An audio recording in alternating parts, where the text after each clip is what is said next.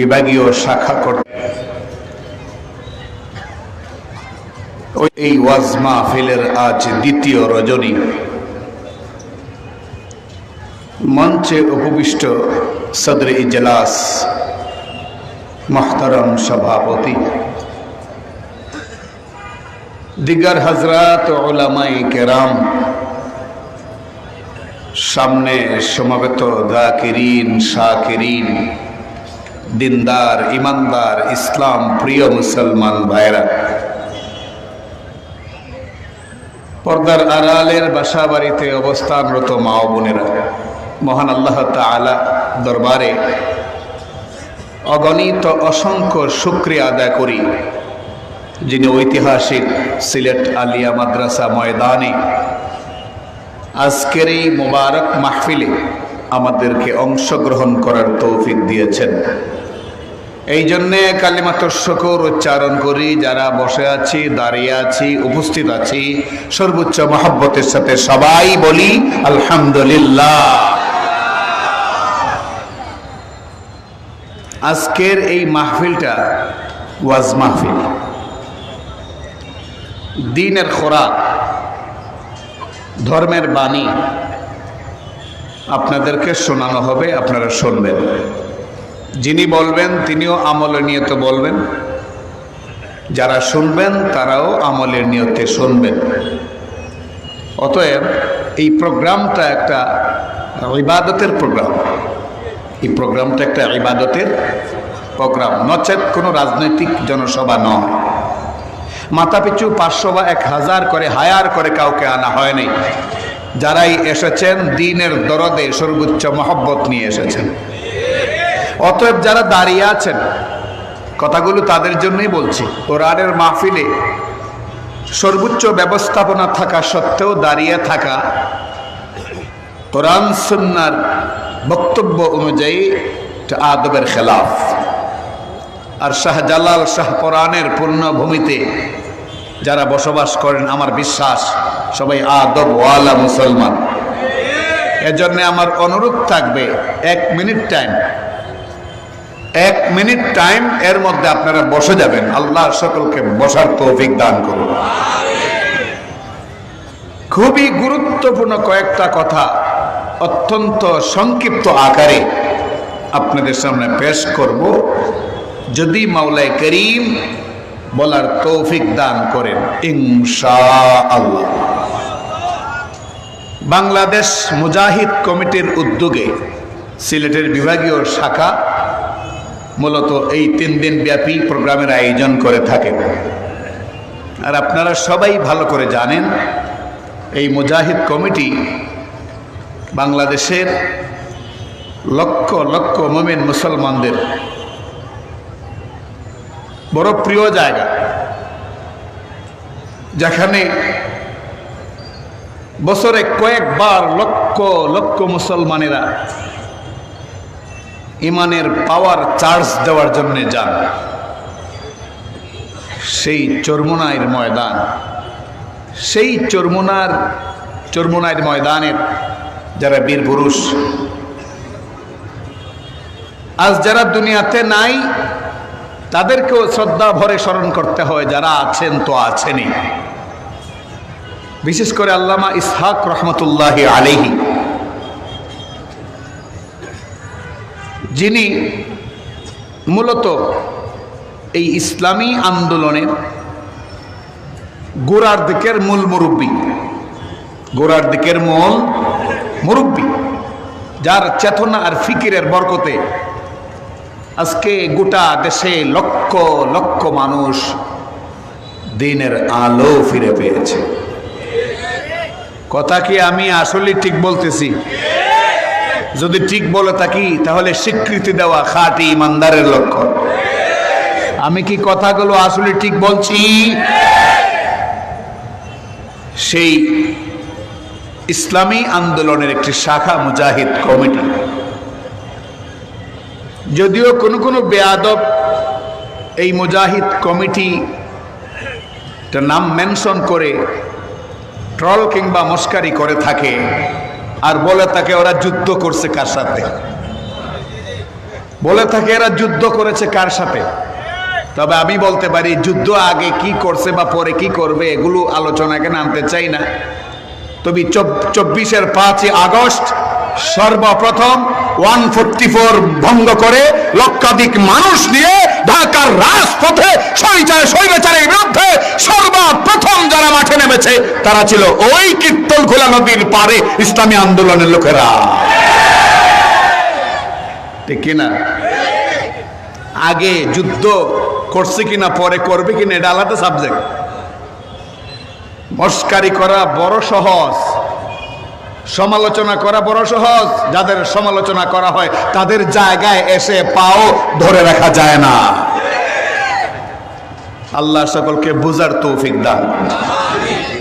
যারা দাঁড়িয়ে আছেন এখনো মাঠে ময়দানে, প্রচুর লোক, বসে গেলে মজলিসের সৌন্দর্যটা অনেক গুণে বৃদ্ধি পাবে।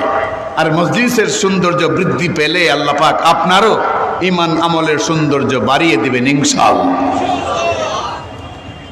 মুহতারাম হাজিরিন, আমি আপনাদের খেদমতে পবিত্র কুরআনুল কারীমের সূরা রুম থেকে খুবই উল্লেখযোগ্য একটি আয়াতে কারিমা তেলাওয়াত করেছি।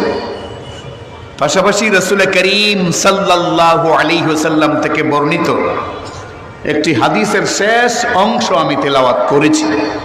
তেলাওয়াতকৃত আয়াত আর হাদিসকে সামনে রেখে বর্তমান পরিস্থিতির আলোকে কিছু গুরুত্বপূর্ণ কথা যা আমাদের দৈনন্দিন জীবনে খুবই উপকার সাধন করবে এমন কিছু কথা আপনাদের সামনে রাখতে চাই। শুনতে রাজি আছেন? দেখি কে কে রাজি না? রাজি না? মাগরিবের পরেই বুঝি এই উল্টাপাল্টা কাম। সবাই রাজি? সবাই রাজি? তাহলে আল্লাহর দেওয়া দুইটা হাত উঠায় দেখায় দেন। নারে তাকবীর, নারে তাকবীর। হাত নামান। সময় তো সামনে আরো বাকি, এই জন্য এখনই সব তাকবীর শেষ করলাম না। বয়ান শেষ হবে 7টায়, 1 ঘন্টা টাইম। সাথে থাকবেন তো ইনশাল্লাহ? থাকবেন তো ইনশাল্লাহ? ইনশাআল্লাহর ধ্বনি দিয়ে গোটা শহরবাসীকে জানিয়ে দেন যে স্বেচ্ছা মুসলমানেরা আজ আলিয়ার মাঠে বসেছে, সিদ্ধান্ত গ্রহণ করে উঠবে এই দেশে ইসলাম থাকবে নাকি নাস্তিক্যবাদ থাকবে, এই দেশে আলেম ওলামারা থাকবে না গৌর গোবিন্দের প্রজাতন্ত্র থাকবে। আজকে এই 3 দিন ব্যাপী সম্মেলনে এটাই সিদ্ধান্ত হবে। আর জোরে বলুন, আওয়াজ করে বলুন, ঠিক কিনা? বসবেন তো ইনশাল্লাহ? বসবেন তো ইনশাল্লাহ? আল্লাহ সকলকে কবুল আর মঞ্জুর করুন। যে আয়াত তিলাওয়াত করেছি এই আয়াতে আল্লাহ কি বলছেন খুব মনোযোগ সহকারে শুনেন, কাজে লাগবে ইনশাআল্লাহ। আল্লাহ সুবহানাহু ওয়া তাআলা বলছেন, ظهر الفساد في البر والبحر بما كسبت أيدي الناس ظهر الفساد في البر والبحر بما كسبت أيدي الناس ظهر الفساد في البر والبحر। এই ভূখণ্ডে যা কিছু হয় স্থলে কিংবা জলে, আল্লাহ পাক রব্বুল আলামিন বলেন কাসাবাত আইদিন নাস, এগুলো মানুষের হাতের কামাই। আসলে ঠিক না? বুঝা শোনা কোন ঠিক? যা কিছু জমিনে ঘটে আল্লাহ জুলুম করে চাপায় দেন? আল্লাহর শক্তি আছে, ইন্নাল্লাহা আলা কুল্লি শাইইন কাদির। এজন্য তিনি চাপায়া দেন না, এগুলো আমাদের কর্মফল। আল্লাহ সঠিকটাই বলছেন। কি বলেন? আল্লাহ যখন সঠিকটাই বলছেন, এটাকে স্বীকার করা, স্বীকৃতি দেওয়া, এটা কিন্তু ঈমানের আলামত। আমি আশা করব বয়ান চলাকালীন 1 ঘন্টা মুহূর্ত আপনারা প্রত্যেকটা কথার জবাব সঠিকভাবে সর্বোচ্চ সাহস আর শক্তি নিয়ে দিবেন। পারবেন তো ইনশাআল্লাহ? আল্লাহ বলছেন যাহারাল ফাসাদু ফিল বাররি ওয়াল বাহরি বিমা কাসাবাত আইদিন নাস। স্থলে আর জলে যত অঘটন ঘটে, যত বিপর্যয় দেখা দেয়, যত করোনা মহামারী থেকে শুরু করে একেবারে দারিদ্রতা, অভাব, সামাজিক বিশৃঙ্খলা, জমিনি বিপদ, আসমানি বিপদ, যা কিছু দেখা যায় এগুলো মানুষের হাতের কামাই। মহান আল্লাহ তাআলা বলছেন লিয়ুযীকাহুম বা'দাল্লাযী আমিলু লা'আল্লাহুম ইয়ারজিউন। আল্লাহ চান এগুলো স্বাদ আস্বাদন করাতে, যারা পাপী এদেরকে যেন তারা ফিরে আসে, পাপের রাস্তা আর প্রশস্ত না করে বরং কল্যাণের পথে ফিরে আসে। এই জন্যই আল্লাহ লিয়ুযীকাহুম বা'দাল্লাযী আমিলু, যারা আমল এই খারাপ কাজগুলো করে এদেরকে শাস্তির স্বাদ আস্বাদন করাতে আল্লাহ সুবহানাহু ওয়া তাআলা এই দুর্যোগ বিপর্যয়গুলো দেন, যেন মানুষ ফিরে আসে। ফিরে আসবে তো দূরের কথা, মানুষ আরো বেশি বিপদগামী হচ্ছে। ঠিক কিনা বলুন? মানুষ ফিরে আসবে তো দূরের কথা, আরো বেশি বিপদগামী হচ্ছে। অবস্থা দৃষ্টে মনে হচ্ছে সরাসরি কিয়ামত সংগঠিত হওয়ার আগে মানুষের হুঁশ যেন ফিরবে না। অবস্থা এমন, মানুষ অভ্যস্ত হয়ে গেছে। বিপদ আপদ বালা মুসিবত একটার পর একটা মানুষ ফেস করতেছে, এরপরও সতর্ক হচ্ছে না, বরং পাপের পরিধি আরো বাড়ছে, মানুষের মধ্যে দুঃসাহস আরো বৃদ্ধি পাচ্ছে, এবং মানুষের মধ্যে আল্লাহর প্রতি অবজ্ঞা, পয়গম্বরের প্রতি অবজ্ঞা, কোরআন ও ইসলাম ইমানের প্রতি অবহেলা দিন দিন আরো বাড়তেছে, আরো বাড়তেছে। অথচ মুসিবত কিন্তু ছাড়ে নাই, একটার পর একটা আছেই। কি বলেন আপনারা? যে আলু কিনে খেতাম 15 টাকা কেজি, ওই আলু কেজি কত? 70 টাকা 80 টাকা। বলেন এটার বরকত না গজব? এখনো মুখ যদি না খুলেন তাহলে অপেক্ষা থাকেন, এই মুখ আর নীরব রাখতে পারবেন না। তখন বাঁচবার জন্য বাঁচাও বাঁচাও করে মুখ খুলবেন, তখন মুখ খোলার কোনো মূল্য থাকবে না। উঁচু আওয়াজে বলতে হবে এটা বরকত না গজব। এই গজব দ্বারা প্রতিষ্ঠা করে, এই গজবের পরিবেশের পরিস্থিতি দ্বারা কায়েম করে, আমরা মাঝে মধ্যে তাদেরকেই ক্ষমতায় বসাই, তাদেরকেই রাষ্ট্র ক্ষমতা দেই, তাদেরকেই রাষ্ট্র পরিচালনার দায়িত্ব দেই, আর এরা এক একটা পৃথিবীর সবথেকে জঘন্য স্বৈরাচারে পরিণত হয়।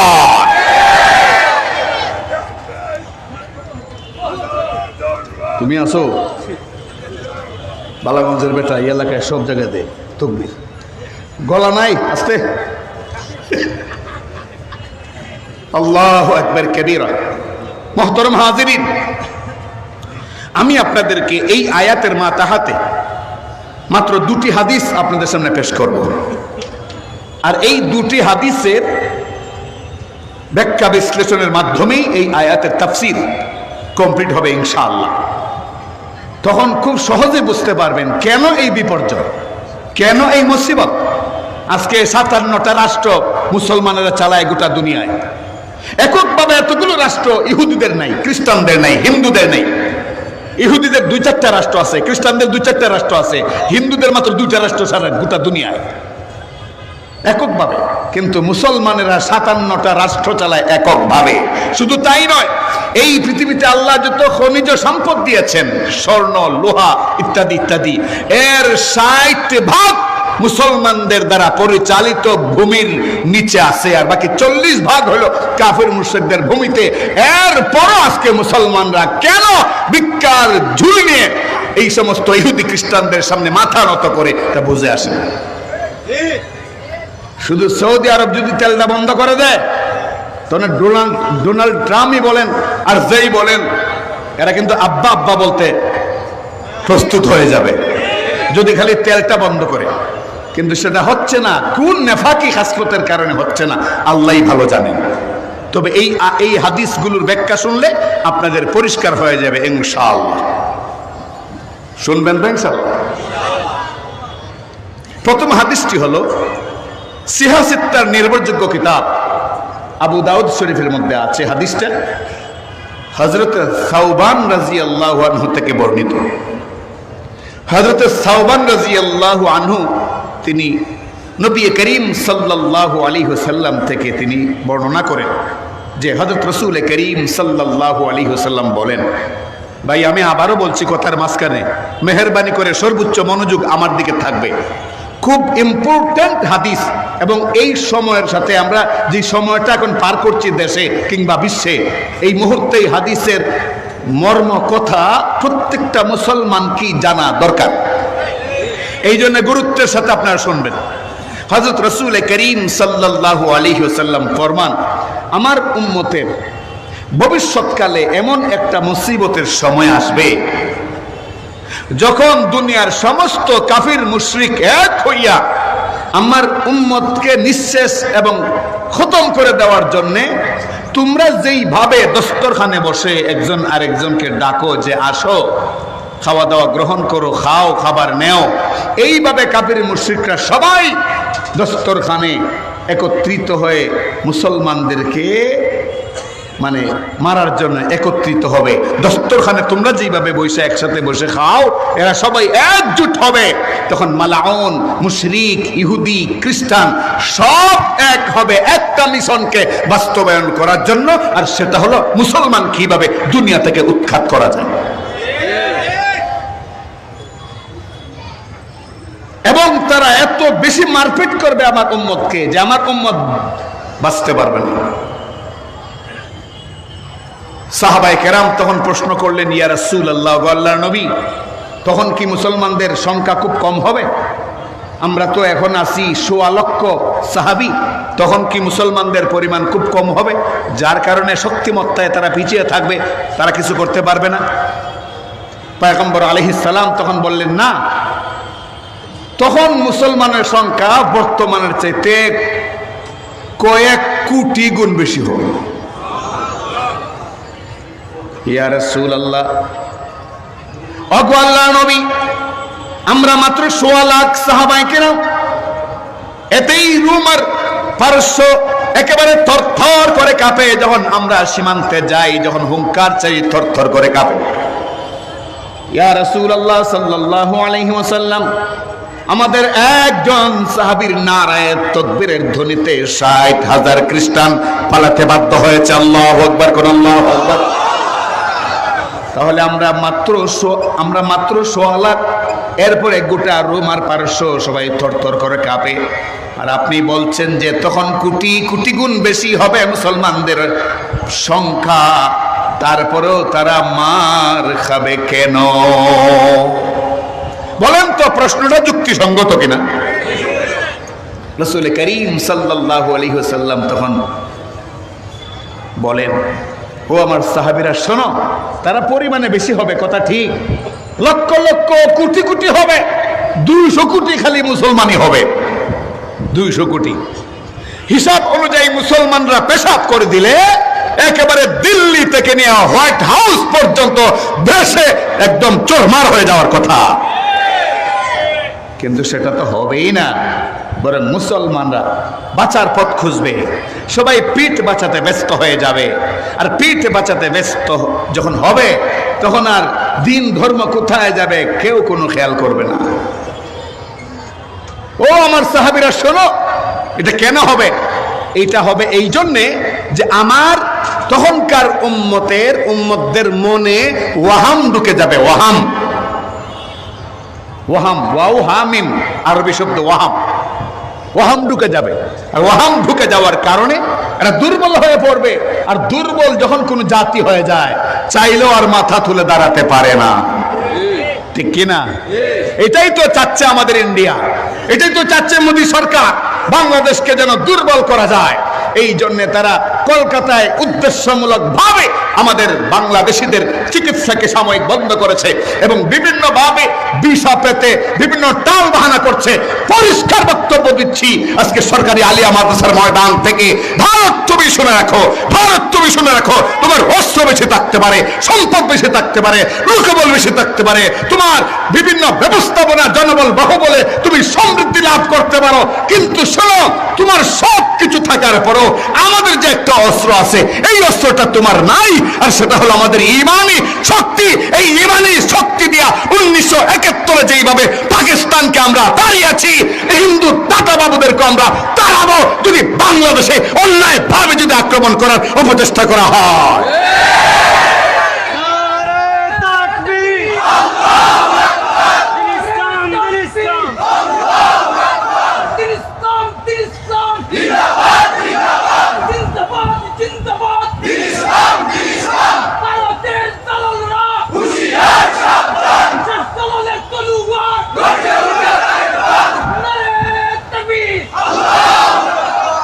আপনারা হাজার জনতা দাঁড়িয়ে আছেন, যদি বসতেন আল্লাহ পাক খুশি হয়ে যেতেন। ভাই আপনারা তো মেহমান, বসেন না ভাই, আলেমদের সাথে একটু বসেন না ভাই, একটু বসেন, রাগ করবেন না, একটু বসেন। মাশাআল্লাহ, আলহামদুলিল্লাহ, আল্লাহ নেক হায়াত দান করুন।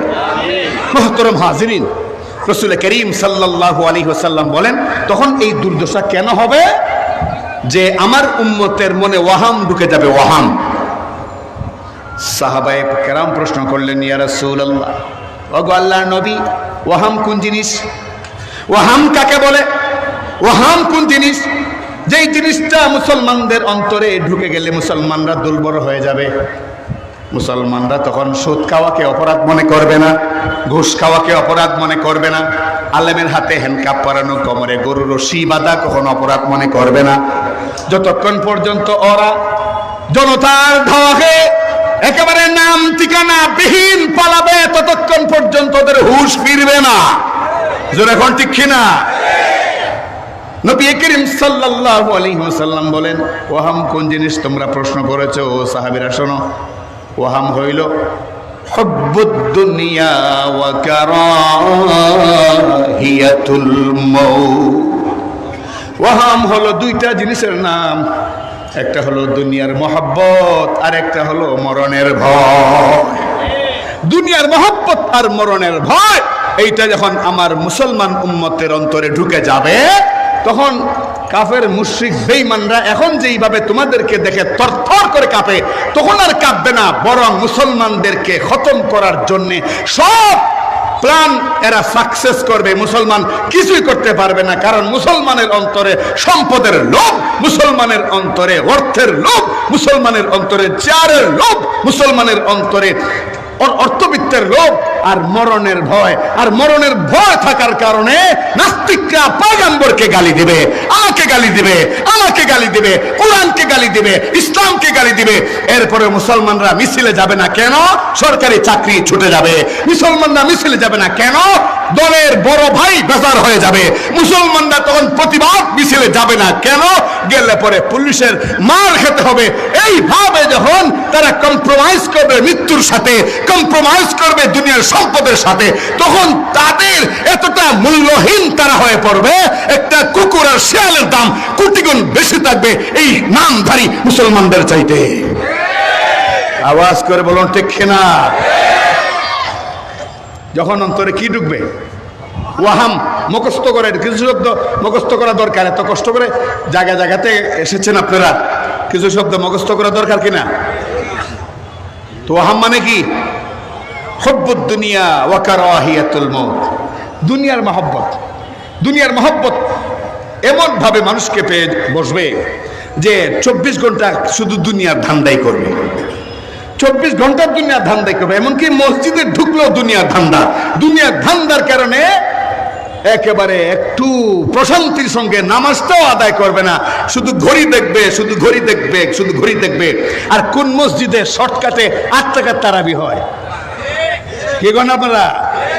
আর কোন জায়গায় ইমাম সাহেব খুব মাঝামাঝি বাইপাসে মারেন, এগুলো খুঁজবে। মানে ইবাদত মূল উদ্দেশ্য নয়, শুধু কোন রকম দায়িত্বটা পালন করা, মানুষ যেন কাফের না কয়, বেঈমান না কয়, আর মুনাফিক না কয়। এই কারণে কোন রকম সমাজ ঠিক রাখার জন্য মসজিদে যাবে, কিন্তু ইবাদতের কোনো মহব্বত অন্তরে থাকবে না, দুনিয়ার মহব্বতের কারণে। আর দুনিয়ার মহব্বত তাদেরকে এতটা পেয়ে বসবে যে দুনিয়া হাসিল করার জন্যে সেই ইসলামের দুশ্মনদের পরামর্শ বাস্তবায়ন করবে। এই দেশে নাম করা আলেমদেরকে অপমান করবে, বেইজ্জত করবে, নারী কেলেঙ্কারির অপবাদ দিয়া তাদের চরিত্রকে একেবারে কালিমা লেপন করে ফেলবে একমাত্র সম্পদের লোভে। কিন্তু আশ্চর্য খবর, পরে সম্পদও পাবে না, বিমানের টিকিট ছাড়াই পালিয়ে যেতে বাধ্য হবে। ঠিক কিনা? হুব্বুদ দুনিয়া ওয়া কারাহিয়াতুল মাউত। দুনিয়ার মহব্বত আর মরণের ভয়। এই প্রথম হাদিস শেষ, এবার দ্বিতীয় হাদিস শুনেন। শুনতেছেন না আপনারা? দ্বিতীয় হাদিস মিশকাত শরীফও আছে, তিরমিজি শরীফও আছে। তিরমিজি শরীফে হযরতে আলী রাদিয়াল্লাহু আনহু থেকে হাদিসটি বর্ণিত। আর মেশকাত শরীফে হযরতে আবু হুরায়রা রাদিয়াল্লাহু আনহু থেকে হাদিসটি বর্ণিত। উক্ত হাদিসে রাসূল করিম সাল্লাল্লাহু আলাইহি ওয়াসাল্লাম বলেন, আমার উম্মত যখন 15টা পাপ, 15টা জঘন্য পাপ যখন আমার উম্মত কন্টিনিউ করতে থাকবে, একটার পর একটা করতে থাকবে, এই পাপগুলো থেকে ফিরে আসবে না, বরং করতেই থাকবে। 15টা পাপ। কয়টা? একটা জবানও মেহেরবানি করে বন্ধ রাখবেন না, উচ্চ আওয়াজে বলুন তো কয়টা? আরো জোরে, এখন কয়টা? এই 15টা পাপ যখন আমার উম্মত করতে থাকবে, তখন অপেক্ষায় থাকো গজব, আযাব, মুসিবতের, এবং খুব কঠিন মুসিবতের। এখন আপনারা অনুমতি দিলে এই 15টা পাপের কথা আমি সংক্ষেপে উল্লেখ করি। রাজি আছেন তো?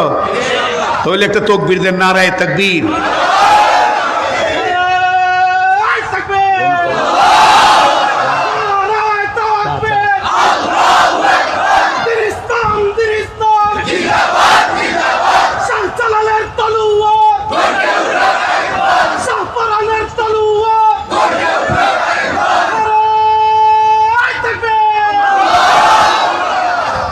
মাশাআল্লাহ। আসলে যত কিছুই বলেন, বাংলাদেশে সিলেট ব্যতিক্রম। আপনাদের প্রশংসা করছি, এটাও সবাই ঠিক কর না। আসলে সিলেট ব্যতিক্রম। সিলেটে যাই কিছু হোক, অন্তত ইসলামের বিরোধিতা কইরা বেশিক্ষণ টিকা যায় না। সিলেটবাসীর এই নজির আছে না? না? তো এই দৃষ্টান্তটা আজকেও রাখবেন ইনশাল্লাহ। তো 15টা পাপ পয়গম্বর বলছেন, এই 15টা পাপ যখন আমার উম্মত করে ফেলবে, তখন আসমানি গজব, মুসিবত, বলা এমন ভাবে আসবে যে আমার উম্মতেরা এই গজব থেকে বাঁচতে পারবে। 1 নাম্বার, ইদা তুখিদাল ফাইউ দুআলা। ইদা তুখিদাল ফাইউ দুআলা, পয়গম্বর বলেন, যখন আমার উম্মতেরা গনিমতের মালকে নিজের মনে করে খরচ করবে, গনিমতের মালকে নিজের মনে করে খরচ করবে, 10 জনের মালকে নিজের মনে করে খরচ করবে। মুহাদ্দিসিনে কেরাম ব্যাখ্যা করেছেন, সরকারি মাল, কি মাল? সরকারি মাল যখন নিজের মনে করে আমার উম্মত খরচ করতে থাকবে, জবাবদিহিতার কোনো ভয় করবে না। আসমানি গজবের অপেক্ষায় থাকো, যতই শান্তির পায়রা উড়াও, গজব কিন্তু থামবে না। সরকারি মাল যে মাইরা খায়, একদম খালেস সিলেটি ভাষায় বলতেছি, সরকারের মাল সে বেটায় খায়, মারিয়া খায় সরকারি মাল। বুঝে থাকলে বলুন, আপনাদের জানা মতে পৃথিবীর কোন দেশে সরকারি মাল কর্মকর্তারা মাইরা খায় না? আরো আসতে কোন প্রয়োজনে ঘুমাই যান, কারণ বহুত শান্তিতে আছেন। লন্ডন থেকে টাকা আসে, তো এই জন্য টমেটো 180 টাকা হইলো আপনাদের কোনো অসুবিধা নেই। সরকারি মাল মাইরা খায় না? আরো উঁচু আওয়াজে বলেন। বেটা এমপি হওয়ার আগে কিছুই নাই, এমপি হওয়ার পরে শুধু 450 বাড়ি ইউরোপে। কি পরিমাণ বরকত, বরকত না বরকত? আরো জোরে কোন? এই সমস্ত দুর্নীতিবাজকে ধরতে হবে, ধরে হুমায়ুন চত্বর রশিদে এই চত্বরে দাঁড় করিয়ে এদেরকে জুতা মেরে শাস্তি দিতে হবে, তবে সাইজ হয়ে যাবে ইনশাল্লাহ। কারণ এরা জুতা ছাড়া কোনোদিন সাইজ হবে, এদের কপালে জুতা। সরকারি মাল মেরে খাবে, কোটি কোটি টাকা পাচার করবে, দেশের ব্যাংকগুলো খালি করে ফেলবে, ব্যবসায়ী সেক্টর একেবারে দেউলিয়া করে ফেলবে, আর মুখে এমন ভাবে কথা বলবে যেন মাত্র জিব্রাইলের সাথে মিটিং করে আইছে। আর যারা এখন ঠিক কিনা? আমার ভাই গলা কণ্ঠ কোনোই নেই, এই টুকটাক টাইম, অল্প টাইম আপনাদের সামনে কথা বলবো, মেহরবানি করে জবাব দিয়েন। এমন সুন্দর সুন্দর কথা বলে দুর্নীতিবাজেরা, এমন সুন্দর সুন্দর কথা বলে, মনে হয় যেন এর চাইতে খাঁটি আর আল্লাহর ওলি দুনিয়াতে নাই। অথচ শুনলে আশ্চর্য হবেন, মডেল মসজিদ করার নাম করে, আল্লাহর ঘর মসজিদ, সৌদি আরব টাকা দিয়েছে এই মডেল মসজিদ করার নাম করে হাজার হাজার কোটি টাকা ওই দুর্নীতিবাজীরা খেয়ে ফেলছে। এদের চাইতে নাদান, এদের চাইতে জঘন্য আল্লাহর জমিন আর কে হতে পারে? ইদা তুগিদাল ফাইউদওয়ালা, এক নাম্বার যারা গনিমতের মাল যেটা সকলের অধিকার আছে এটা মেরে খায়। দুই নাম্বার ওয়াল আমানাতু মাগনামা, ওয়াল আমানাতু মাগনামা, যখন আমানতকে গনিমত মনে করবে। কথা কিন্তু খুব চমৎকার। পয়গম্বর বলেন যখন 15টা পাপ আমার উম্মত করতে থাকবে তখন আযাব গজব বালা মুসিবত আসবে। সরকারও এটা ট্যাকেল দিতে পারবে না, সরকারও পারবে না, কোনো বাহিনীও পারবে না, ঠিক কিনা? যদিও আমাদের বিগত সরকার করোনা মহামারী আসার পরে বলছিল যে আমরা সফল মহামারীকে, করোনাকে আমরা ঠেকেল দিয়েছি, নাউজুবিল্লাহ। কিন্তু চিন্তা করেন কতটা সফল। করোনা ঠেকেল দেয় কিন্তু নিজেরে ঠেকেল দিতে পারে না। উচ্চ আওয়াজে বলা ঠিক কিনা? আল্লাহর সঙ্গে যুদ্ধ করতে চাইলে বিষয়টা এমনই হয়।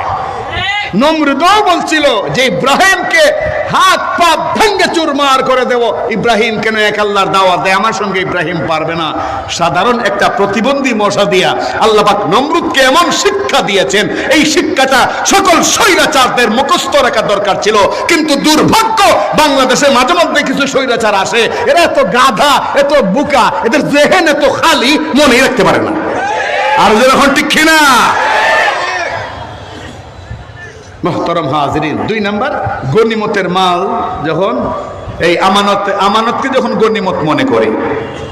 আমানত, জাতির আমানত, প্রতিষ্ঠানের আমানত, মহল্লার আমানত, ব্যবসায়ী সমিতির আমানত, পাড়া প্রতিবেশীর আমানত, দেশবাসীর আমানত, সেইটা হোক দায়িত্ব, হোক কোনো চেয়ার, হোক কোনো পদবি, হোক কোনো টাকা পয়সা, হোক কোনো কথাবার্তা, আমানত এটার খেয়ানত করে, আমানত রক্ষা করতে পারে না। উম্মত যখন দ্বিতীয় পর্যায়ের এই পাপটা করবে তখন আসমান থেকে আযাব গজব আসতেই থাকবে। অন্য হাদিসে রাসূল বলছেন লা ঈমানা লিমাল্লা আমানাতা লাহু ওয়ালা দীনা লিমাল্লা আহদালা। লা ঈমানা লিমাল্লা আমানাতা লাহু, যার আমানতদারি নাই। খুব খেয়াল করে শুনবেন, এটা হাদিস, এটা চরমুনার ফিসাব বানায় বলেন নাই, আমার বাপেও বানায় বলেন নাই, কোন আলেমের কথা নয়, আল্লাহ রাসূলের কথা। লা ঈমানা লিমাল্লা আমানাতা লাহু ওয়ালা দীনা লিমাল্লা আহদালা, যে যার আমানতদারি যার মধ্যে নাই, টুপি, পাঞ্জাবি, পাগড়ি এবং দেখতে শুনতে যত বড় মুসলমানই হোক, পয়গম্বর বলেন তার মধ্যে ঈমানই নেই। তার মধ্যে কি নাই? ওয়ালা দীনা লিমাল্লা আহদালা। আর যার মধ্যে প্রতিশ্রুতি পূরণ করার কোনো আগ্রহ নাই, তার ধর্ম বলতে কিছু নাই। বুঝে থাকলে বলুন, এইরকম আমানতের খেয়ানতদার আর প্রতিশ্রুতি ভঙ্গকারী এই জমিনে আছে না নাই? এই জমিনে আছে না নাই? ক্ষমতা নেওয়ার আগে বলে কোরআন সুন্নাহ বিরোধী কোনো আইন করব না, কোরআন সুন্নাহ বিরোধী কোনো আইন পাশ করব না। আলেম ওলামা, মুসল্লি, হাজি, গাজী, হাফেজে কোরআন, তাদের সম্মান বৃদ্ধি পায়, এমন এমন আমরা পদক্ষেপ গ্রহণ করব। কিন্তু ক্ষমতা পাওয়ার পরেই কয় বিসমিল্লাহ আর থাকবে না। মুসলমান এখনো আপনাদের গলায়, আপনাদের কণ্ঠে ঝাঁঝালো শব্দ কেন বের হচ্ছে না, আর কবে বের হবে? ক্ষমতায় গিয়েই বলে বিসমিল্লাহ থাকবে না, ক্ষমতায় গিয়েই বলে আল্লাহর উপর আস্থার ভরসা থাকবে না। দেখে ইমানদারের কাজ না মুনাফিকদের কাজ? মুনাফিক যতই শক্তিশালী হোক একটা পর্যায়ে পরাজিত হয়, বলুন ঠিক কিনা? এরপরে হাজার বারো চট করে ঢুকার মতো মানে কথা বললেও ফট করে ঢুকতে পারে না, কারণ দেশের 18 কোটি মানুষ অপেক্ষায় আছে, পাইলে জট করে ধরে নিব। আরো জোরে বলতে হবে, ঠিক কিনা? আমানতের খেয়ানত করে 2 নাম্বার। 3 নাম্বার ওয়াজ যাকাতু মাগরামা। 3 নাম্বার অপরাধ, পয়গম্বর বলেন যেই 15টা পাপ করলে আমার উম্মত আর বাঁচতে পারবে না, একের পর এক গজব আযাব আসবে। এর মধ্যে প্রথমটা হলো সরকারি মাল যখন মেরে খাবে, 10 জনের মাল, দেশবাসীর মাল যখন মেরে খাবে। রাস্তা করবে, কোটি টাকা বাজেট, কিন্তু 16 ভাগের 1 ভাগ দিয়া কোন রকম কাজ করবে। ওই কন্ট্রাক্টর বাড়িতে যাওয়ার আগেই ওই পিচ ঢালাই মানুষের জুতার তলায় তলায় যার যার বাড়িতে পৌঁছে যায়। দুই নাম্বার, মানুষ যখন আমানতের খেয়ানত করবে। তিন নাম্বার, ওয়াজ যাকাতু মাগরামা, যখন মানুষ যাকাতকে জরিমানা মনে করবে, জরিমানা, অথচ আল্লাহর বিধান একটা ফরজ জাকাত দিলে পরে আল্লাহ বলেন শতকরা 2.5 টাকা দিবা, তো বাকি 97.5 টাকার দায়িত্ব আমি আল্লাহর জিম্মায়। তুমি যদি 1,02,500 টাকা নিসাব পরিমাণ যখন তোমার কাছে মাল আসে আর 1,02,500 টাকা যাকাত দিয়ে দাও, আল্লাহ পাক রব্বুল আলামিন বলেন তোমার বাকি 97,500 টাকার রক্ষণাবেক্ষণ জিম্মাদারি আমি আল্লাহর হাতে চলে আসে। আমি আল্লাহ তখন এর মধ্যে এত বরকত দিই, এত বরকত দিই, এত বরকত দিই যে এই লোকটা যে সঠিকভাবে যাকাত দেয় দিন দিন খালি বড়ই হয়, দিন দিন খালি বড়ই হয়, তার ব্যবসা প্রতিষ্ঠান একটার পর একটা বাড়তেই থাকে। এটা 3 নম্বর অপরাধ, যাকাতকে জরিমানা মনে করা কিংবা যাকাত না দেওয়া। 4 নম্বর, ওয়া তুআল্লিমা লিগাইরিদ্দীন, ওয়া তুআল্লিমা লিগাইরিদ্দীন, যখন ইলমে দ্বীন মানুষ অর্জন করবে, ধর্মের দাওয়াত দেওয়ার জন্য নয়, ধর্মের জন্য নয়, মানব কল্যাণে নয়, মুসলমানদের কল্যাণে নয়, বরং ইলিম শিখবে। ইলিম শিখে বাকপটুতা অর্জন করে, দক্ষতা অর্জন করে টুপাইস কামাই করবে, সম্পদ কামাই করবে, আর সময়ে সুযোগে স্বৈরাচারদের দালালি করবে। ইলিম অর্জন করবে, আলেম হবে, সমাজের মানুষ জানবে আলেম, তার মাথায় টুপি, গালে দাড়ি, তার পরনে লম্বা জামা, কিন্তু সে হবে টাকা কামাই করার জন্য নীতিহীন ভ্রষ্ট আলেম, তার মধ্যে কোনো আদর্শ থাকবে না, বরং সে যখন যেটা মনে চায় করবে এবং সে দালালি করবে, দালালি। বুঝে থাকলে বলুন, এমন দালাল আলেম আসেনি দেশ? এত আস্তে যদি বলেন দালাল্লা ঠিক হবে, এত আস্তে বললে তো দালাল্লা ঠিক হবে না। বলুন আপনাদের কথার আওয়াজে যেন সতর্ক হয়ে যায় যে দেশের মানুষ সতর্ক হয়ে গেছে, আর যদি দালালি করি রাস্তায় বের হতে পারবো না। কত আল্লিমা লিগাইরিদ্দীন, যারা ইলিম অর্জন করবে গায়রে দ্বীনের জন্য, দ্বীনের জন্য নয়, মানুষকে কল্যাণের প্রতি আহ্বান করার জন্য নয়, বরং নিজে বড়লোক হবে, পকেট ভারী করবে, দুনিয়া কামাই করবে, এই জন্য সে আলেম হয়েছে, আল্লাহকে খুশি করার জন্য নয়। যখন সমাজের কিছু লোক যখন এই চরিত্র গ্রহণ করবে, পয়গম্বর বলেন তখন অপেক্ষায় থাকো আসমানি গজবের। আমার কাছ থেকে পয়েন্টগুলো শোনেন আর বাস্তব জীবনের সাথে মিলান। 15টা যখন বললে শেষ করবো, দেখবেন যে গোটা সমাজে এখন এগুলো চোখের সামনে সামনে। 5 নম্বর, পয়গম্বর আলাইহিস সালাম বলেন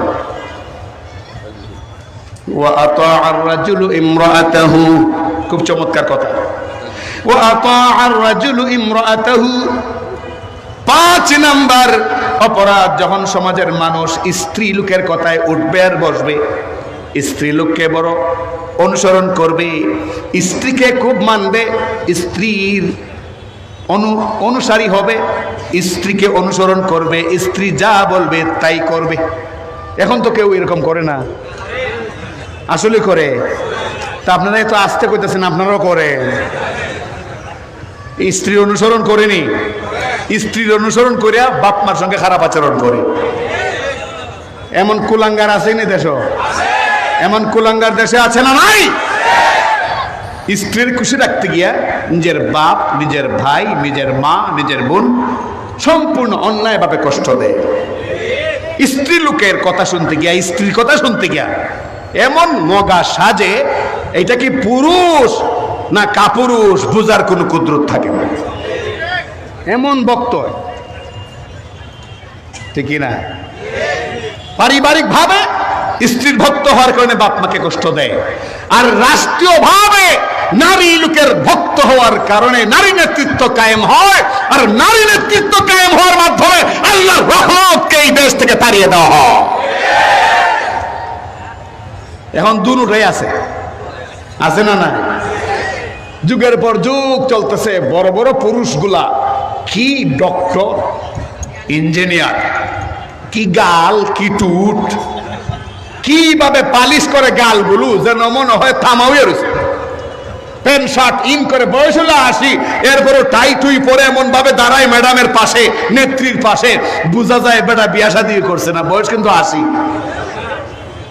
এই মগা পুরুষগুলো যে একটা নারীকে সামনে রেখে এইভাবে দাঁড়ায়, আমি চিন্তা করি আহারে বিবেকটা একটাবার কি বলে না যে তুই বেলা কেমন পুরুষ হইছস, একটা নারীর পিছনে এইভাবে দাঁড়ায় রইছস, আল্লাহ তোরে সব দিছে, এরপরে একটা মাইয়া লোকের পিছনে দাঁড়িয়ে আসিস, তোর চাইতে কাপুরুষ আর নির্লজ্জ আল্লাহর জমিন আর কেউ না।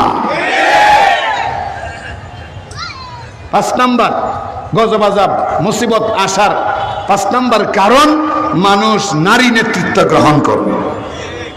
কি গ্রহণ করবে? নারী নেতৃত্ব গ্রহণ করবে। আর পারিবারিক ভাবেও নারীর কথা ছাড়া কিছুই বুঝবে না। আর কিছু স্ত্রীও আছে মাশাআল্লাহ, জামাইরে সব সময় একটা প্যারার মধ্যে রাখে, আসেনি?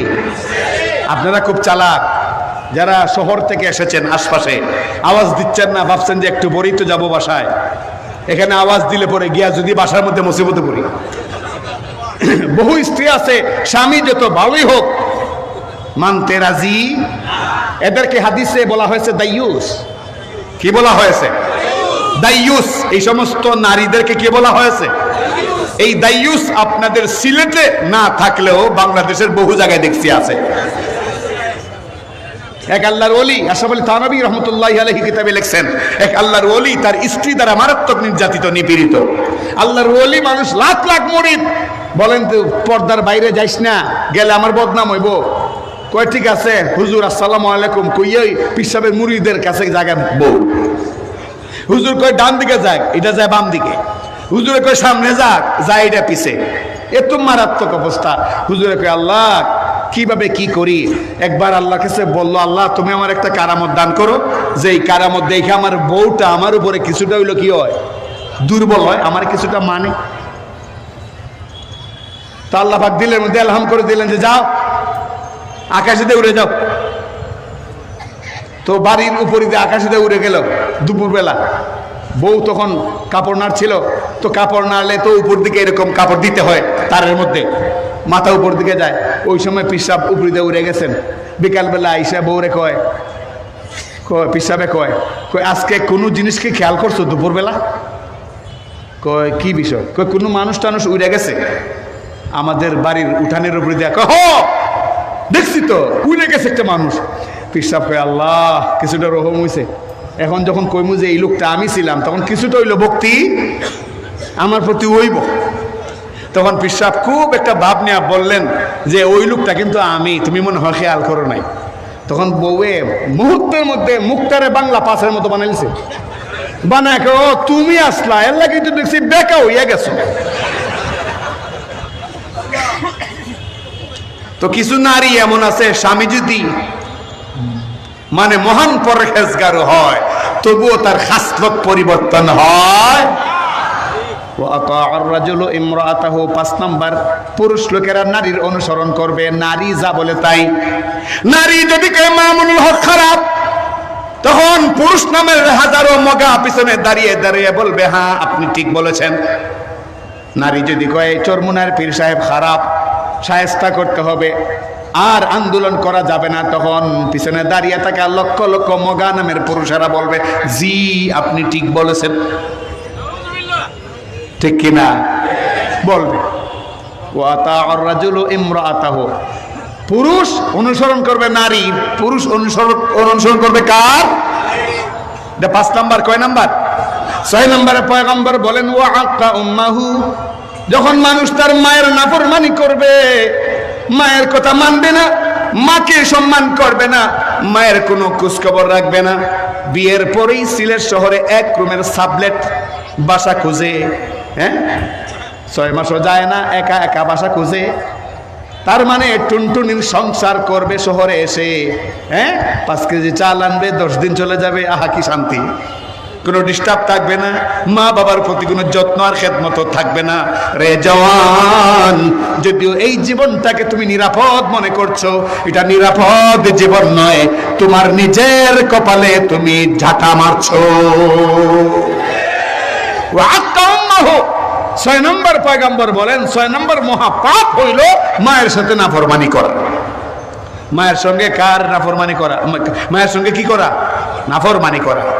তুমি পীরের মুরিদ হও আপত্তি নেই, তুমি কোথাও যাও আপত্তি নেই, কিন্তু মায়ের সঙ্গে বাবার সঙ্গে যদি বেয়াদবি করো তাহলে 1 লাখ পীরের মুরিদ হইল তোমার সায়ের পয়সার কোনো দাম নেই। ওয়াকা উম্মাহু, মায়ের সঙ্গে নাফরমানি করে, কয় নাম্বার? 6। কয় নাম্বার? 7 নম্বরে পয়গম্বর আলাইহিস সালাম বলেন ওয়া আদনা সাদিকাহু, বন্ধুরে বড় কাছে টানে। 7 নম্বরে পয়গম্বর কি বলেন? বন্ধুরে বড় কাছে টানে। এই বন্ধু জুয়াখুর না মদখুর না গাঞ্জাখুর নাকি ইয়াবা সেবন করে নাকি জুয়া খেলে নাকি চরিত্রহীন দুশ্চরিত্র, কিচ্ছু দেখে না। যে কোনো মানুষকে একটু পাইলেই তার জানে জিগর দুস্থ গ্রহণ করে নেয়। এত কাছে টানে, লাগবে না, এত কাছে টানে যে বন্ধুর কারণে ভাই, বন্ধুর কারণে বোন, এদেরকে পর্যন্ত ভুলে যা। আসেনি এমন বন্ধুত্ব? আসেনি এমন বন্ধুত্ব? পয়গম্বর বলছেন বন্ধু যদি ভালো হয় জান্নাত পর্যন্ত সাথে যাওয়া যায়। যেমন মুজাহিদ কমিটির 3 দিন ব্যাপী এই ওয়াজ মাহফিলে সিলেটের প্রত্যন্ত অঞ্চল থেকে 2-5 জন করে এই গাড়িতে করে আসছেন। আপনারা বলেন ঠিক কিনা? যেমন হবিগঞ্জ থেকে, আমার হবিগঞ্জ থেকে দেখেছি অনেকে এসেছেন, একই জায়গায় বাড়ি কিন্তু সিলেটে আসতে হবে, একসাথে এসেছেন বাসে করে কিংবা ট্রেনে করে। এটা দ্বীনি বন্ধুত্ব, ধর্মীয় বন্ধুত্ব, ইসলামের জন্য বন্ধুত্ব। পয়গম্বর বলেন এই বন্ধুত্ব শুধু মাহফিলে যাওয়ার ক্ষেত্রে নয়, যদি এই বন্ধুত্বটা তোমরা ধর্মের বেলায় ধরে রাখতে পারো, আমি আল্লাহ এই আখেরাতে আসার পরও তোমাদের বন্ধুত্ব আমি ধরে রাখবো, মানে তোমাদেরকে আমি এক জান্নাতে একসাথে বসবাসের জায়গা করে দেব। 7 নম্বর পয়গম্বর বলেন ওয়াদনা সাদিকাহু, বন্ধুরে খুব কাছে টানবে, অথচ বন্ধুর মধ্যে পয়গম্বরের কোনো সুন্নাত থাকবে না। বন্ধু তাকে সিনেমা হলে নিয়ে যাবে, বন্ধু তাকে ধর্ম নিরপেক্ষবাদ শিখাবে, বন্ধু তাকে আলেম বিদ্বেষী বানাবে, বন্ধু তাকে বিভিন্ন ভাবে আলেমদের পিছনে লেলিয়ে দেবে, সে টেরও পাবে না, এরপরেও বন্ধুকে কাছে টানবে। 7 নাম্বার। এমন বন্ধুত্ব আসেনি? 8 নম্বর পয়গম্বর আলাইহিস সালাম বলেন ওয়া আকসা আবাহু, মানুষ যখন বাপরে দূরে সরাই দিবে, বাপকে দূরে সরাই দেবে, বাপকে পছন্দ করবে না, পক্ষান্তরের শ্বশুর আব্বা আইলে পরে মাশাআল্লাহ, কি করেন আপনারা? বাপরে বাপ কয় না, কিন্তু শ্বশুর আইলে পরে বাসার মধ্যে আসলে পরে 1 ঘন্টায় 36 বার খালি কয় আব্বা আর আব্বা। আসেনি এমন কিছু কুলাঙ্গার? এমন কিছু কুলাঙ্গার আসেনি? কি মধুর টেলিফোন করে, আব্বা আপনার কি লাগবে, আব্বা আপনার জন্য 2টা লুঙ্গি আনি, আপনার জন্য একটা গেঞ্জি আনি, 1 জোড়া জুতা আনি, আব্বা আপনার জুতার মাপটা কি? অথচ বাড়িতে তার বাবা লুঙ্গি নাই, বাড়িতে তার বাবা গোসলে যেতে পারে না একটা গামছার অভাবে, বাড়িতে তার বাবা একটা মৌসুমি ফল খেতে পারে না, বাড়িতে তার বাবা 1 গ্লাস দুধ 3 মাসের মধ্যেও চোখে দেখে না। আর এই কুলাঙ্গারের কুলাঙ্গার বিয়ে করার পর শুধু বউকে খুশি করবার জন্য বউয়ের বাপকে পূজা করে। আছে না নাই? আসলে মনে হয় উচিত কথা আজকে সব কুয়েলতেছে, রাগ করতেছেন আমার উপরে। এটা কি আমার কথা বলতেছি না পয়গম্বরের কথা? তিরমিজি শরীফও আছে, মেশকাত শরীফও আছে। কয় নাম্বার গেল? 8 নাম্বার। কয় নাম্বার? 8 নাম্বার। 9 নম্বরে পয়গম্বর বলেন ওয়াজহারাতিল আসওয়াতু ফিল মাসাজিদ। 9 নম্বর অপরাধ হইল, পয়গম্বর বলেন যখন আমার উম্মত মসজিদে শুরগুল করবে, মারামারি করবে, ঝগড়াঝাটি করবে, মসজিদের মধ্যে মারামারি হয় না? জোরে কোন? কমিটি গঠন নিয়ে কেন আমার সভাপতি বানাইলি না, বস মারামারি হয় কি হয় না? এমন কি মারামারি করতে করতে যখন অস্ত্র শস্ত্র পায় না তখন একেবারে জুতার বাক্স লইয়া শুরু করে দেয়। ঘটনা ঘটে কি ঘটে না? আবার মসজিদের মধ্যে ইমাম সাহেব প্রোটেক্ট করে, ইমাম সাহেব কেন সুদের বিরুদ্ধে কথা বলে? ইমাম সাহেব ওয়াজ করছে, নতুন মানুষ ওয়াজ করে গেছে খেতে সেক্রেটারি বাসায় গিয়া দেখে সেক্রেটারি জুমা পড়াইবার আগে খুব সুন্দর করে ওনাকে রিসিভ করছিল, কিন্তু এখন ওনার বাড়িতেই খাওয়া দাওয়ার দাওয়াত, ছেলে সেক্রেটারি ছেলে নিয়ে গেছে, কিন্তু সেক্রেটারির মুখের দিকে তাকানো যায় না। জিজ্ঞেস করলি ইমাম সাহেব ভাইজান মসজিদে দেখলাম ভালো, এখন আপনার কি শরীর খারাপ? শরীর আর ভালো থাকলো কই? কি হয়েছে? আপনারা কে কইছে এগুলি বলার জন্য? আমি খাইলে তো কম খাই। কি কম খায় জানেন না? কি ইশারা দিছে? হ্যাঁ সুদ খাইলে কি খায়? কম খায়। তো ওইটা আপনি মসজিদে বলতে যাবেন কেন? শুনেন, এই ব্যাপারে যদি আর মুখ খোলেন তাহলে কিন্তু এই মসজিদে আপনার জায়গা হবে না। বেটা দুর্বল ইমাম সাহেব কি করবে? পরের দিন চিন্তা করলো সুদের ওয়াজ তো আর করা যাবে না, ঠেট দেওয়া হয়েছে। পরের দিন করলো ঘুষের ওয়াজ পরের জুমায়। কইরা গেছে সভাপতির বাসায়। ঘটনাচক্রের সভাপতি সরকারি কর্মকর্তা, বেচারার একটা অভ্যাস হইল যে বেচারা টাকা পয়সা ছাড়া কোনো সাইন করে না, কারণ তার সাইনের এত দাম, ঘুষের টাকা না নিলে দাম বোঝা যায় না। ঘুষের ওয়াজ করে গেছে খাইতে, সভাপতি কয় আপনি রাস্তা মাপেন, আপনার মতো ইমাম দরকার নাই, খালি জায়গা মতো আঁটবেন আপনি। আমি ঘুষ খাইলেও তো যায় না মধ্যে পয়সা তোলে, আমি আজ্ঞা ধরি না, আমি ডয়ার কইলা কই রেখে যাও কন্যা নাউজুবিল্লাহ। শেষ পর্যন্ত ইমাম সাহেব কয় দরকার নাই, জাহেলদের কাছে ইমামতি করা দরকার। ওয়া যাহারাতিল আসওয়াতু ফিল মাসাজিদ, মসজিদে শুরুগুল করা, মারামারি ঝগড়াঝাটি, জুরে জুরে কথা বলা। বলেন এই সমাজের মসজিদগুলোতে এই অত্যাচার করা হয় কি হয় না? আরো জোরে বলেন, করা হয় কি হয় না? এর ব্যাখ্যার মধ্যে এটাও আছে, ইমামের উপরে কণ্ঠ চড়া করে কথা বলা, মুয়াজ্জিনের উপরে চড়া কণ্ঠে কথা বলা, মুসল্লিদের উপরে চড়া কণ্ঠে কথা বলা, কেবল কমিটির সদস্য হওয়ার কারণে যখন তখন মসজিদে হাজারো মানুষের সামনে জুমার দিন উচ্চ স্বরে আওয়াজ বলা, এই মুয়াজ্জিন সাহেব মোটর ছাড়লেন না কেন, ওই ফ্যানটা বন্ধ করলেন কেন, ওই ফ্যানটা মুছলেন না কেন, এই সবগুলোর শব্দ এই হাদিসের আওতাভুক্ত। অতএব সাধু সাবধান, ইমান ধ্বংস হয়ে যাবে, ইমান ধ্বংস হয়ে যাবে, মাতবরির চারানার দাম থাকবে না। দেখো এ নাম্বার, দেখো এ নাম্বার 9 নাম্বার। 10 নম্বরে পয়গম্বর বলেন ওয়াসাদাল কাবিলাতা ফাসিকুহুম। মনোযোগ দিয়ে শুনবেন বন্ধুরা আমার। 10 নম্বরে পয়গম্বর বলেন ওয়াসাদাল কাবিলাতা ফাসিকুহুম, যখন কওমের নেতা হবে ফাসিক লোক, কওমের নেতা যখন কে হবে? আরে জোরে কর, ফাসিক লোক হবে নেতা, পঞ্চায়েতের মূল নেতা, মহল্লার মূল নেতা, এলাকার মূল নেতা, গাঞ্জা খায়, মদ খায়, এত লম্বা লম্বা মুছ, এই মুছগুলো কাটলে পরে বাথরুমের ঝাড়ু হয়ে যায়।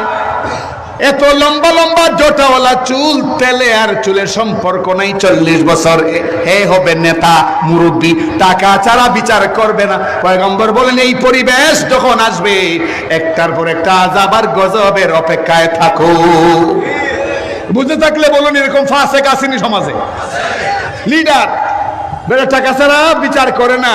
শহরে এটা সচরাচর চোখে না পড়লেও গ্রামে গঞ্জে কিন্তু এটা এখন খুব বেশি মহামারী রূপ আকার ধারণ করেছে। টাকা ছাড়া বিচার করে না। আল্লাহ তাআলা চাপা দিছে, শিক্ষিত শিক্ষার কোনো গুণ নাই, কিন্তু চাপা আছে। সত্যরে মিথ্যা বানায়, মিথ্যারে সত্য বানায়, বইলা টাকা চুক্তি করে খায়। তোরে জিতায় দেবো, 3000 টাকা দিবি, 5000 টাকা দিবি। এমন অভ্যাস যদি কারো থাকে, মাইকের আওয়াজের ভিতরে এইরকম অভ্যাসে অভ্যস্ত কোন লোকের কানে যদি আমার আওয়াজটা পৌঁছায়, তাহলে আপনি কান খুলে শুনে রাখুন, বিচার করে 1500 আর 2000 টাকা খাওয়া আর সিলেট আলিয়া মাদ্রাসার পাশ দিয়া ভোরবেলা যে কুকুর যায় আর কুকুরে যে ময়লা 20টা ফেলে, এই 20টা খাওয়া সেম কন্ডিশন, কোনো ব্যবধান না। আরো জোরে বলেন ঠিক কিনা? কোনো ব্যবধান। বিচার করে টাকা খাওয়া যাবে না। বিচার করে টাকা খাইলে হাসরের মাঠে আল্লাহ সুবহানাহু ওয়া তাআলা কেচি দিয়া, আগুনের কেচি দিয়া জিহ্বাটা থর থর করে কেটে ফেলবে। এটা হলো 10 নম্বর। কয় নাম্বার? 11 নম্বর পয়গম্বর বলেন ওয়া কানা যাইমুল কওমি আরজালাহুম। আগেরটা ছিল গোত্রের নেতা হয় ফাসেক, এইবার আল্লাহ বলেন গোটা জাতির নেতা হয় খারাপ লোক, খবিস লোক। গোটা জাতির নেতা হয় খবিস লোক, গোটা জাতির নেত্রী হয় খবিস লোক, গোটা জাতির নেতা কিংবা নেত্রী হয় খবিস লোক। যেই খবিসের কাছে কুরআন আর গীতার কোনো ব্যবধান থাকে না। আরো যেরকম ঠিক না, যেই খবিসগুলো যখন তখন যে কোনো শব্দ বের করে আর লাখো মানুষ বিভ্রান্ত হয়। এই খবিসগুলোর মুখ থেকে মাঝে মধ্যে বের হয় যে ধর্ম যার যার, উৎসব সবার। বলে কি বলে না? আওয়াজ করে বলুন, বলে কি বলে না? ধর্ম যার যার, উৎসব সবার। উলামায়ে কেরাম যুক্তি দিছেন, মাশাআল্লাহ, চমৎকার যুক্তি। তাহলে বলো বিয়েও যার যার, বউটা সবার। তাহলে বলো চাকরিও যার যার, বেতনটা সবার। কিন্তু চাকরি করবা আবার তুমি বেতন নিবা, আর বিয়ে করবা আবার তুমি বউকে কাছে রাখবা। আর ধর্মের বেলায় বলবা ধর্ম যার যার, উৎসব মানে সবার। তোমার মতো কাট্টা মুনাফিক আর কেউ না। 10 নম্বর কি? ওয়াকানা জাইমুল কওমি, না 11 নম্বর? 11 নম্বর, ওয়াকানা জাইমুল কওমি আরজালাহুম, যে গোটা জাতির নেতা হবে পাপিষ্ট লোক, খবিস লোক, যার কাছে ঈমান আমল কোনোদিনও নিরাপদ থাকবে। 12 নম্বরে পয়গম্বর আলাইহিস সালাম বলেন, ওয়া উকরিমার রাজুলু মাখাফাতা শাররিহি, ওয়া উকরিমার রাজুলু মাখাফাতা শাররিহি। পয়গম্বর বলেন 12 নম্বর হলো যখন মানুষের মধ্যে কাউকে সম্মান করা হবে সম্মানিত হওয়ার জন্য নয়, তার ক্ষতি থেকে বাঁচার জন্য তাকে সালাম দেওয়া হবে, সম্মান করা হবে। আসলে লোকটা সম্মানিত নয়, একটা খবিস। আসলে লোকটা সম্মানিত হয় নয়, একটা জালেম। কিন্তু যদি মসজিদের ইমাম সাহেব সালাম না দেয় তার চাকরি খেয়ে ফেলবে। মুয়াজ্জিন সাহেব যদি একটু লেশলেশি না করে তাহলে চাকরি খেয়ে ফেলবে। এই কারণে ফজর পরে ইমাম সাহেব বের হয়, ওই ফাসেক্টরে দেখা, ফাসেক্টও বের হয়েছে, নামাজ পড়া বের হয় নাই, বরং সে বের হয়েছে ব্যায়াম করার জন্য, ডায়াবেটিস। ইমাম সাহেব কয়, আসসালামু আলাইকুম ভাই, কেমন আছেন? সালামের জবাবটাও ঠিক মতো দেয় না, বরং ইশারা করেন আসেনি। ওই যখন বেয়াদবটা 10 কদম যায় তখন ইমাম মুয়াজ্জিন আরশের দিকে তাকায় কয়, মালিক, প্রতিদিন এত লোকের মৃত্যুর সংবাদ প্রচার করি, প্রতিদিন এত লোক মারা যায়, তোমার আজরাইল প্রতিদিন কত লোককে জান কবজ করে, এই বদমাশটারে বুঝি দেখে না? আরো যখন ঠিক কিনা? সালাম করবে কিন্তু সম্মানিত হওয়ার কারণে নয়, তার ক্ষতি থেকে বাঁচার জন্য। আসেনি? আসেনি? বিগত 16 বছরও আমরা বিভিন্ন ওয়াজ মাহফিলে অনেককে দাওয়াত দিছি, প্রধান অতিথি বানাইছি, বিশেষ অতিথি বানাইছি, চিফ গেস্ট বানাইছি, দামি চেয়ার দিছি। মন্ত্রীকে না, মন্ত্রীকে একটা শুয়োরের দামও আমাদের কাছে বেশি ছিল, মন্ত্রীকে একটা শুয়োরের মূল্য আমাদের কাছে বেশি ছিল। কিন্তু এই ফাসেক ফুচ্চার স্বৈরাচারদের হাত থেকে সেই সাধারণ মুসলমানদেরকে হেফাজত করার জন্য আমরা শুধু সাময়িকভাবে বিষয়টা মেনে নিচ্ছিলাম, কিন্তু অন্তর থেকে ঘৃণা ঘৃণা ঘৃণা করছিলাম। ওয়া উকরিমার রাজুলু মাখাফাতা শাররিহি, কয় নাম্বার গেল? কয় নাম্বার? 12 না 13? 12। এরপরে পয়গম্বর বলেন, ওয়া যাহারাতিল কাইনাতু ওয়াল মাআজিফ, ওয়া যাহারাতিল কাইনাতু ওয়াল মাআজিফ। যখন গায়িকা আর গান বাজনা বাদ্যযন্ত্রের প্রভাব বেশি বেড়ে যাবে, ঠিক কিনা বলেন? গান বাজনা বেড়ে যাবে, গায়িকা নায়িকার চাহিদা বেড়ে যাবে। শুক্রবার রাত, জুমার রাত, বৃহস্পতিবার দিবাগত রাতটা হলো জুমার রাত। পয়গম্বর বলেন 7 রাতের মধ্যে জুমার রাতটা গুরুত্বপূর্ণ, 7 দিনের মধ্যে জুমার দিনটাও গুরুত্বপূর্ণ। কিন্তু শয়তান কেমন কাজ করলো ভাই জানি না। সিলেটের কি অবস্থা, ঢাকার কথা বলি, কিংবা আমার জন্মস্থান হবিগঞ্জ, আমি দেখেছি ওই বৃহস্পতিবার রাত আসলে পরে বিয়ের গায়ে হলুদের নামে বাসার সাদে সাদে এক একটা সিনেমা হল বসে। যত আসতে ঠিক কইছেন আপনারা, বোঝা যায় জীবনও দেখছেন না।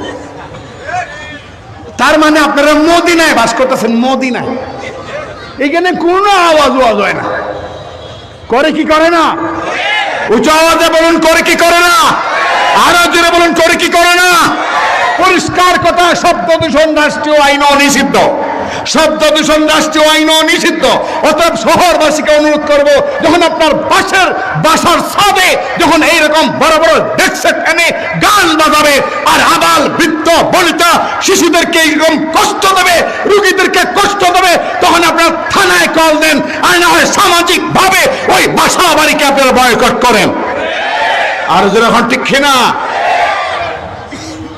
যখন গান বাজনার বেড়ে যাবে, গায়িকার চাহিদা বেড়ে যাবে, এটা কয় নাম্বার? 13 নাম্বার। 14 নম্বরে ওয়া শুরিবাতিল খুমর, যখন মদ পান বেড়ে যাবে, মদ পান, অহরহ মানুষ মাদকে অভ্যস্ত হবে। ভালো ভালো মানুষের পোলাপানগুলো মদ খাইয়া রাস্তাঘাটে পড়ে থাকবে। ভালো ভালো মানুষের পোলাপানগুলো মদ গাঞ্জা এতটা আসক্ত হবে যে লোকটা মানুষের সামনে মুখও দেখাতে পারবে না, সমাজে বেরো হতে পারবে না। চলছে নি? এরপরে পয়গম্বর বলেন 15 নম্বর, ولعن آخر هذه الأمة أولها ولعن آخر هذه الأمة أولها ولعن آخر هذه الأمة أولها। যখন আমার উম্মতের পরবর্তী লোকেরা পূর্ববর্তী লোকদেরকে যখন লানত করবে, আমার উম্মতের পরবর্তী লোকেরা যখন পূর্ববর্তী লোকদেরকে অভিশাপ দেবে আর বলবে আগের মানুষ কিছুই বুঝে নাই, ইসলাম বুঝে নাই। যেমন এখন একটা দল আছে ইমাম আবু হানিফারে মানে না, বলে ইমাম আবু হানিফা মাত্র 40টা হাদিস জানেন, ইমাম আবু হানিফার নামে লানতান কথা বলে, অথচ ওরা বুখারী শরীফের নামটাও বলতে পারে না, কয় বুখারী, বাংলায় বুখারী, কি কয় বুখারী, ঠিক মতো উচ্চারণটাও করতে পারে না। মুসলিম এটাও কইতে পারে না, কয় মুসলিম, মুসলিম এটাও করতে পারে না, কি কয় মুসলিম, ঠিক মতো দাঁড়িয়েও নাই, পোশাকও নাই, কিন্তু সে সমালোচনা করে। পয়গম্বর বলেন যখন এই অবস্থা হবে, ফারতাকিবু ইনদা যালিকা রিহান হামরা ওয়া জালজালাতান ওয়া খাসফান ওয়া মাসখান ওয়া কাযফান ওয়া আয়াতিন তাতাবাউ কানিজামিন কুতিআ সিলকুহু ফাতাতাবা। পয়গম্বর বলেন তখন অপেক্ষা করো ভূমিধস, তখন অপেক্ষা করো শিলাবৃষ্টি, তখন অপেক্ষা করো অনাবৃষ্টি ও অতিবৃষ্টি, তখন অপেক্ষা করো রক্তিম বর্ণের ঝড়, লাল বর্ণের ঝড়, আসমান থেকে বৃষ্টি হবে কিন্তু রক্তের কালার, এগুলোর অপেক্ষা করো, মানুষের চেহারা বিকৃত হয়ে যাওয়ার অপেক্ষা করো। একটার পর একটা এমন আসবে যে ও আয়াতিন তাতাবাউ কানিজামিন কুতিআ সিলকুহু ফাতাতাবা।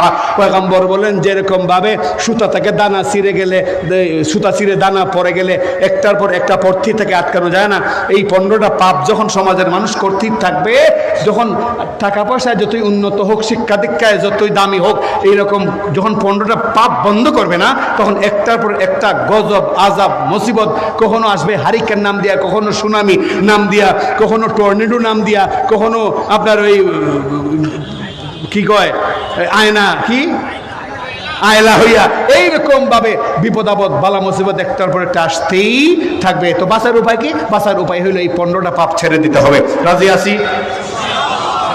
একদম টান টান করে হাত তুলেন, রাজি আছি, রাজি আছি।